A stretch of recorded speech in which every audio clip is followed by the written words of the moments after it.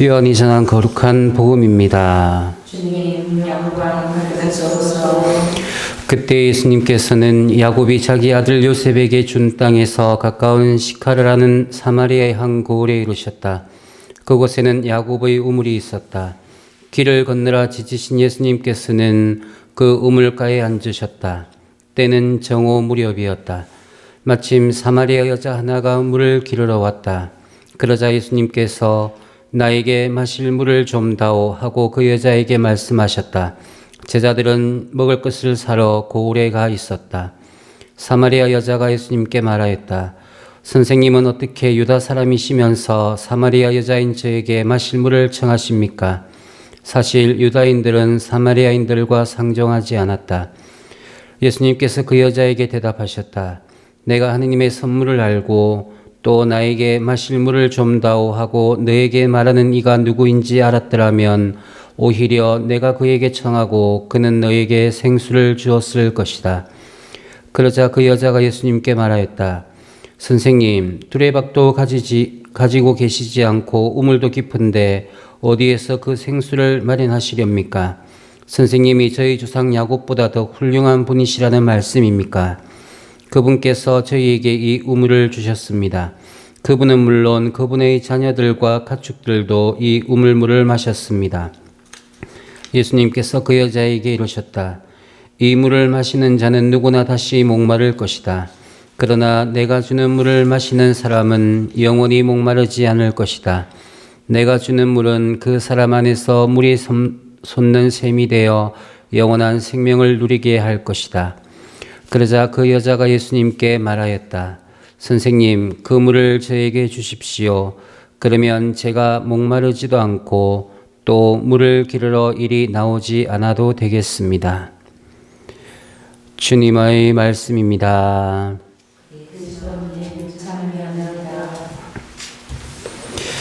참여 예수님, 오늘은 사순 3주입니다. 저희가 여러분들하고 미사를 못한 지가 벌써 3주가 지나고 있습니다. 그래서 여러분들 마음이 굉장히 답답하고 또 깝깝한 그런 심정으로 아마 지금 이 시간들을 보내고 있을 거라 생각이 듭니다. 우리는 일상이 깨져버렸습니다. 사순이 다 지날 때까지도 그 일상이 우리에게 주어져 있는 그 일상이 회복된다는 보장도 없습니다. 그래서 아마 더 답답한 심정으로 이 시간을 보내고 있을 거라 생각이 듭니다. 미사가 없다니 이게 말이 되느냐? 천주교가 우리 땅에 전래되고 난 이후 거의 130년이 지나면서 어떤 순간에도 미사가 중단된 적이 없었습니다. 그러나 이 코로나 바이러스로 인해서 모든 일상들이 깨지고 서로가 거리를 둬야 되고 그리고 만남을 자제해야 되고 혹시나 누가 기침을 하면 혹시 바이러스가 아닌가 의심하게 되고 그러면서 우리의 마음도 많이 피폐해졌습니다. 아마 이 사태가 진정되고 나면 우리는 아마 희생양을 찾을지도 모릅니다. 중국 때문이다.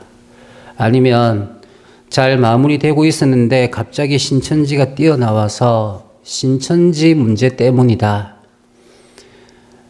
아니면 다른 어떤 희생양을 찾으려고 할지도 모릅니다. 그만큼 우리는 누군가에게 돌을 던지고 싶은 그런 심정일지도 모릅니다. 모세가 광야에서 물이 없어서 그 이스라엘 백성들이 모세를 향해 돌을 던질 마음이 더 있었던 것처럼 우리도 역시 그런 게 아닐까라는 생각이 듭니다. 일상이 주는 그런 평화로움을 잃어버린 그런 우리들이 지금은 과연 어떻게 지내고 있는가? 어떻게 보면 사순식이라는 게 더 깊이 예수님의 순환에 함께 동참하고 묵상하고 기도하고 단식하고 그러면서 엄숙하게 보내는 이 시기에 우리는 아무것도 할 수 없는 그런 마음으로 무력함을 느낄 수도 있습니다. 사람들이 물어봅니다. 신부님 어떻게 지내세요? 우울증 걸리겠습니다. 사제가 돼서 평생 신자들과 미사를 하지 않은 적이 없습니다. 그런데 그런 평화로운 일상을 뺏기고 난 사람들은 어떤 심정이 되겠습니까? 무력해지기도 하고 우울증이 걸릴 수밖에 없습니다. 그래서 우울증 때문에 열심히 운동합니다. 운동을 하면 극복되니까. 좀 살 빠진 게 안 보입니까? 못 먹어서 살 빠진 게 아니고 열심히 운동하고 그래서 살이 빠졌습니다. 그래서 여러분들 일상을 회복했을 때 저를 보고 아유 신부님 얼마나 고생했으면 얼굴이 반쪽이 되셨습니까? 그렇게 얘기하실 필요 없습니다. 우리는 일상을 준비해야 됩니다.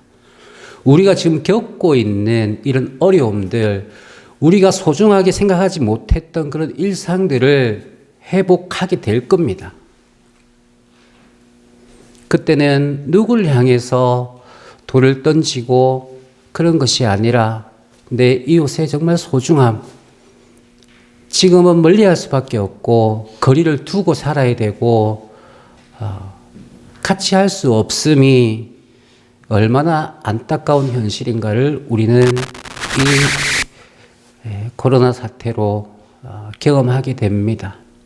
그래서 우리 모든 국민들이 겪고 있는 그리고 전 세계 사람들이 겪고 있는 이런 사태를 우리가 바라보면서 오히려 우리에게는 더 많은 묵상할 수 있는 것들과 그리고 이것을 극복하기 위해서 우리가 마음을 모아서 기도해야 된다는 그런 사실, 그런 것들이 우리들에게 더 필요한 현실이 아닌가 생각합니다. 여러분들 아프지 않고 또 우리 모두가 힘을 합쳐서 이 슬기롭게 이번 사태를 극복하고 그리고 이 사태가 종료되고 일상이 회복되었을 때 서로에 대한 그런 소중한 마음들, 그런 것도 우리가 회복돼야 되지 않겠느냐, 그런 생각을 합니다. 그리고 일상에 대한 그런 소중함, 신자들은 TV에서 방송하는 그런 어떤 미사를 보고 미사를 하는 사람도 있다고 생각을 합니다. 그러나 어떤 신자는 성취를 모시지 못하는데 그게 무슨 의미가 있느냐, 그래도 안 하는 것보다 낫다, 그렇게 말하는 사람들도 있습니다. 일상이 깨지면서 우리가 겪고 있는 혼란이기도 합니다. 저도 여러분들 초대하고 싶어요. 몇 명이라도 같이 와서 미사를 했으면 좋겠다. 그러나 그렇게 할 수 없죠. 누구는 되고 누구는 안 되고 누구나 다 오고 싶어 하는데 어떻게 그렇게 할 수 있겠습니까? 그래서 미사를 봉헌한 사람에 한해서 미사를 봉헌한 사람은 기일 미사든 아니면 생미사든 그거는 자신이 미사에 와서 함께하고 기도해야 되기 때문에 그런 사람에 한해서는 오실 수 있으면 와서 미사를 하라고 얘기는 하고 있습니다. 어쨌든 여러분들 어려운 이 시기인 만큼 너무 위축되지 말고 오히려 조금은 담담한 마음으로 그리고 이 사태에 대해서 조금 더 깊이 묵상하면서 우리가 그동안에 누려왔던 그런 일상의 소중함들을 조금 더 깨우치면서 우리가 일상이 회복되었을 때 더욱더 기쁜 마음으로 하나님께 미사를 봉헌하고 본당 교우들과도 더 기쁨을 많이 나눌 수 있고 깨졌던 관계가 회복이 되고 그리고 서로에 대한 소중함을 더욱더 느끼면서 살아갈 수 있는 그런 일상을 준비할 수 있는 우리 신자분들이 되기를 바랍니다. 아멘.